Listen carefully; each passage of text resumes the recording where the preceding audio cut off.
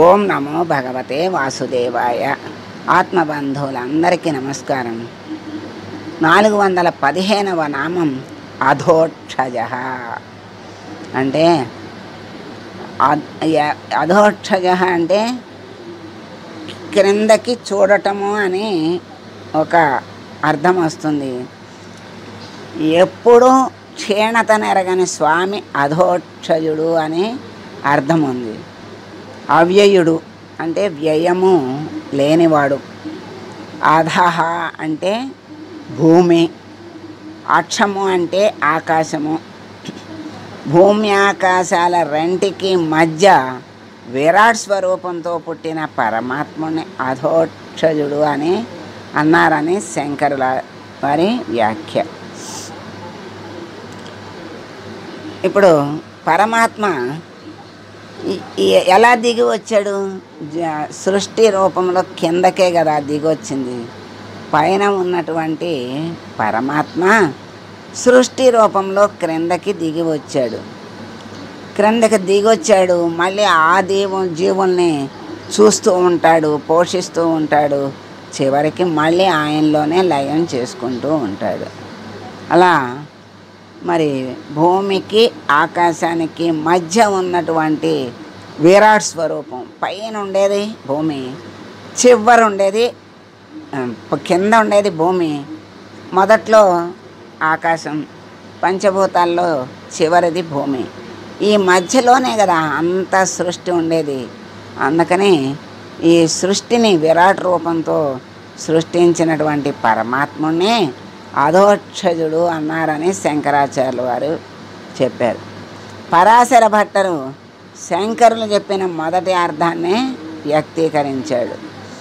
సత్యసంధులు అధోక్షజుడంటే వసుదేవుని కుమారుడని, ప్రత్యక్ష ప్రమాణానికి అందని వాడని.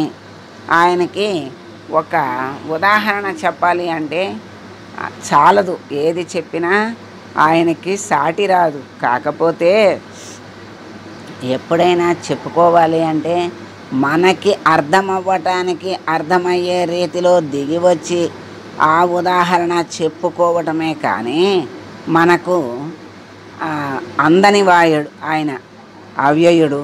ఆయన్ని మనం వర్ణించటానికి అనంతుడికే 1000 నోళ్ళున్న అనంతుడికే సాధ్యం కాలేదు. మరి ఎవరికి సాధ్యమవుతుంది? ఆయన్ని చూడటానికి మన కళ్ళు చాలవు. ఆ జ్ఞాననేత్రం, ఆయనే జ్ఞాననేత్రాన్ని ఇచ్చి ఆయనే దర్శనమిచ్చి మనల్ని తరింపచేయాలే కానీ ఏది కూడా మనగా అంటే శరీరంతో ఏది కూడా సాధ్యం కాదు.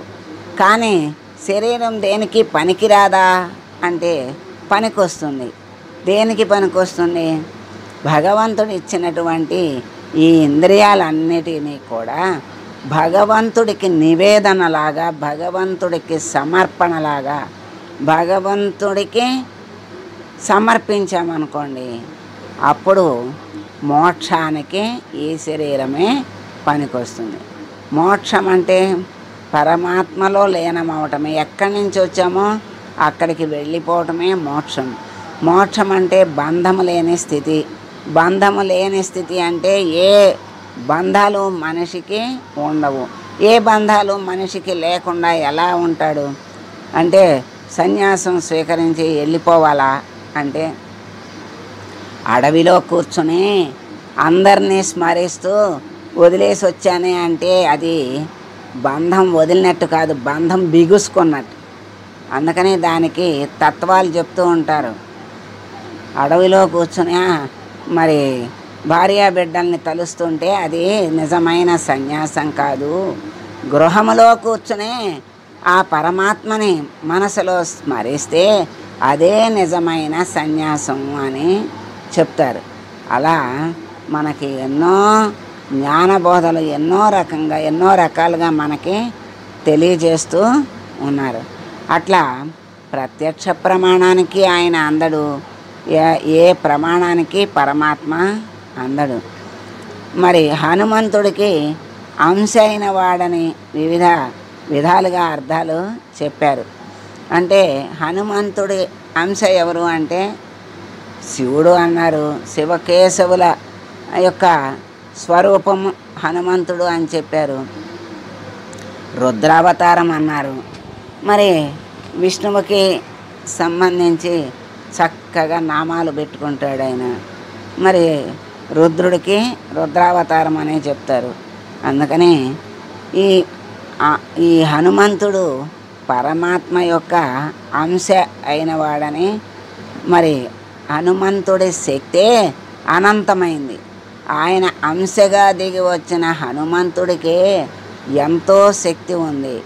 ఆ శక్తితో మరి దుష్టుల్ని అవలీలగా సంహరిస్తాడు, భక్తుల్ని చక్కగా ఎంతో శ్రద్ధాభక్తులతో రక్షిస్తూ, ఇంకా పైగా రాముడికి, స్వామి మీరు అంత కష్టపడద్దు, భక్తులకు అందరికీ కావలసినవి నేనే ఇస్తాను, మీ దాకా రానివ్వను, మీకు కష్టం కలిగించను, మరి మోక్షం కోరే వాళ్ళని మాత్రమే నీ దగ్గరికి పంపిస్తాను అంటాడట.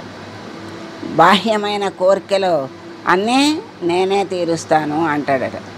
ఆ స్వామికి కష్టం కలగకుండా దాసుడిగా, పరమాత్మ సేవకుడిగా హనుమంతుడు ఆయన చేసిన సేవకి రాముని హృదయంలో ఆయన ఉండిపోయాడు.